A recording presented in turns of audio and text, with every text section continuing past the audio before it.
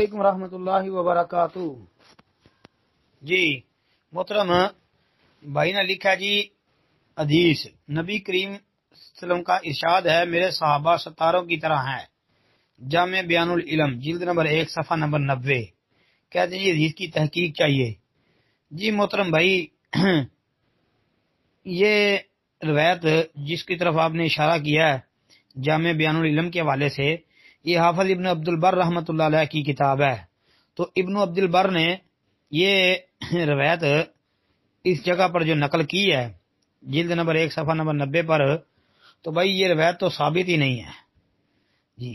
اس کی سند کے اندر ایک راوی ہے حمزہ بن ابی حمزہ الجوفی الجزری النصیبی جی۔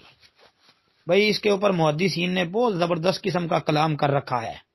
امام بخاری رحمۃ اللہ علیہ نے اسے اپنی کتاب الضعفاء جو ان کی کتاب ہے اس کے اندر انہوں نے اس کو لکھا ہے، اور لکھا ہے کہ یہ منکر الحدیث ہے۔ امام بخاری کے نزدیک یہ راوی منکر الحدیث ہے۔ اس کے علاوہ حافظ ابن حجر عسقلانی رحمۃ اللہ علیہ نے تقریب کے اندر لکھا ہے متروک متہم بالوضع، اور اسی طرح جو ہے امام ابو حاتم رحمۃ اللہ علیہ نے بھی اسے منکر الحدیث قرار دیا ہے۔ امام ترمذی رحمۃ اللہ علیہ سے ضعیف الحدیث کہتے تھے۔ امام نسائی دارقطنی کے نزدیک بھی متروک ہے جی۔ اسی کے علاوہ حافظ ابن حبان رحمۃ اللہ علیہ، ابن معین رحمۃ اللہ علیہ، ابو زرع رحمۃ اللہ علیہ، اور امام حاکم ابن عدی وغیرہ جو ہیں، انہوں نے بھی اس کے اوپر سخت ترین کلام کیا ہے۔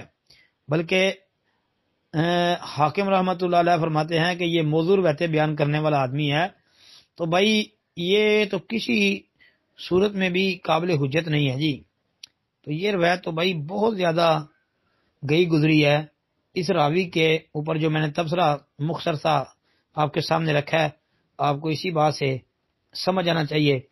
اس کے علاوہ جی امام اکیلی رحمۃ اللہ علیہ نے بھی اس کا شمار اپنی کتاب الضعفاء کے اندر کیا ہے، اور امام ذابی رحمۃ اللہ علیہ نے میزان کے اندر اس کے اوپر اہل علم کی محدثین کی جرح بھی لکھی ہوئی ہے، جیسا کہ میزان کے اندر اس کا ذکر ہے جلد نمبر 1 صفحہ 606 پر جی۔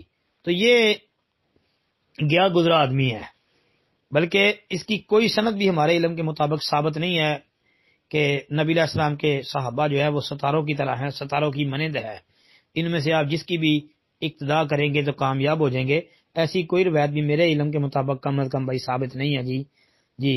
اور یہ حمزہ بن ابی حمزہ کا اگر کوئی ترجمہ دیکھنا چاہتا ہے، اس کے اوپر جو محدثین نے جرح کی ہے اس کے اقوال اگر کوئی تلاش کرنا چاہتا ہے تو وہ امام اکیلی رحمۃ اللہ علیہ کی کتاب الضعفاء جلد 1 صفحہ 290، اسی طرح امام بخاری کی کتاب الضعفاء جی، یہ ایک ہی جلد میں چھوٹی کتاب ہے جی۔ اس کے علاوہ جو ہے امام بخاری کی تاریخ کبیر جلد نمبر 3 صفحہ 53، اور میزان جلد 1 صفحہ 606، تہذیب التہذیب ابن حجر کی جلد نمبر 3 صفحہ نمبر 2829، اور تقریب التہذیب کے اندر بھی اس کا ترجمہ موجود ہے 1519 نمبر پر، ایک نسخے کے مطابق 1659 نمبر پر جی۔